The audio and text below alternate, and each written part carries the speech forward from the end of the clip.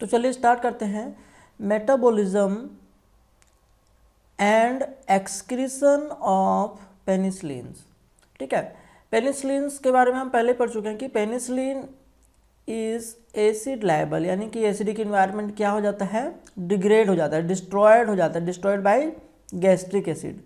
As such less than 1/3 of an oral dose is absorbed in active form, यानी कि क्योंकि ये destroy हो जाता है तो इसमें 1/3 से भी कम जो पार्ट है मेडिसिन का, ओरल एडमिनिस्टर्ड जो डोज होगा उसका 1/3 से भी कम जो हिस्सा है वही क्या होगा, एक्टिव फॉर्म में एब्जॉर्ब हो पाएगा। ठीक है, and it is little metabolised because of rapid excretion.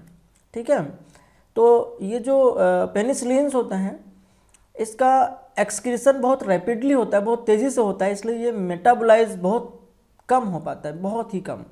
ठीक है, and about 10% by glomerular filtration and rest by tubular secretions. ठीक है, तो जो इसका एलिमिनेशन हो रहा है वो उसका जो 10% है वो क्या होगा, ग्लोमेरुलर फिल्ट्रेशन, यानी कि यहाँ से जो फिल्टर होता है ना इसके थ्रू 10%।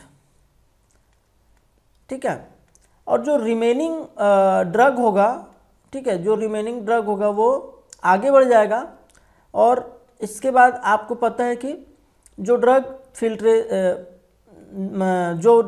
ग्लोमेरुलर फिल्ट्रेशन से गुजर जाता है, नहीं हो पाता, और उसको अगर एलिमिनेट करना है तो क्या होता है उसका एक्टिव सेक्रेशंस, यानी कि यहाँ से वो एटीपी खर्च करके यहाँ भेजी जाएगी।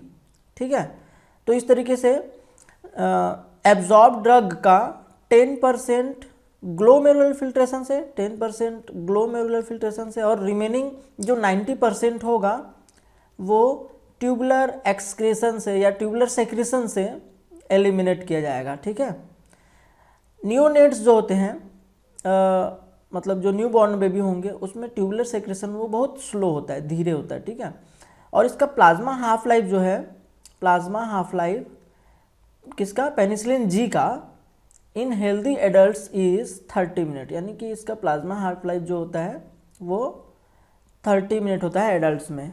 ठीक है, तो कितना जो आपका ड्रग ओरली हम लिए उसका 1/3 पार्ट से भी कम, इससे भी कम जो होगा ड्रग वो क्या होगा, एब्जॉर्ब होगा।